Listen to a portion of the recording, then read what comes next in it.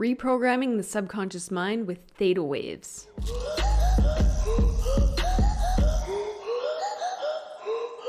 Hey, welcome back to Mind Hacks TV. If you're new here, please make sure you hit subscribe. And in this video, I'm talking about how reprogramming the subconscious mind with theta waves works and how you can do it too. Before I dive right into it, please support me by giving this video a thumbs up because every like and comment helps me reach more people that need this information. So the first thing you need to know before using theta waves to start reprogramming your subconscious mind is we need to do a little bit of preparation. So step one is prepare. What is it that you want to reprogram? And let's try and brainstorm some of the limiting or false beliefs that you might have about that. For example, let's say you're trying to lose weight and you believe that the only way to lose weight is to exercise a lot and eat really low calories. And while that obviously does work for a lot of people, this could be a false belief. I know this simply because there's a lot of other ways that people lose weight. So if you have a belief where you're saying, this is how I have to do it, this is the only way, but there's also other ways, then that's how you can recognize that this is a false or limiting belief that you need to break down before you'll be able to open yourself up to possibilities and actually reprogramming that. So a quick little trick to break those down and add to your affirmations list is all the lies I've bought and sold about blank, whatever it is that you believe, being the only way to, and then whatever you want to achieve, I destroy and uncreate it all now. So for example, all the lies I've bought and sold that working out and eating healthy is the only way to lose weight, I destroy and uncreate it all now. The next is to be very, very aware of the words that you're using, because our subconscious minds literally cannot comprehend the negative. So using double negatives will not work. For example, I don't want to be as lazy. That's like telling your subconscious that you still want to be lazy. So a very simple trick is to just Google the opposite of that word.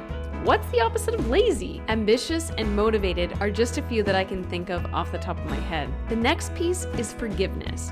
Forgiveness is extremely powerful when it comes to realizing that we've been doing something a certain way and it's now time to change. So forgive yourself for believing all those false or limiting beliefs. Write these down in your affirmations. Forgive others for making you think that that was the only way. And then give others permission to forgive you if you ever made them feel like that. Write these down in your affirmations. So now that you've gone through that part, you should have a nice list of affirmations. If you have no idea what you're doing or how to create affirmations, then I'll link to my meditations playlist up here so you can listen to some meditations and get an idea of how that works. And you might even break some limiting beliefs while you're at it. The next step is we have to get into theta waves, meaning we need to change our brainwave patterns so that they are in theta. There's a lot of different ways that our brains go into theta.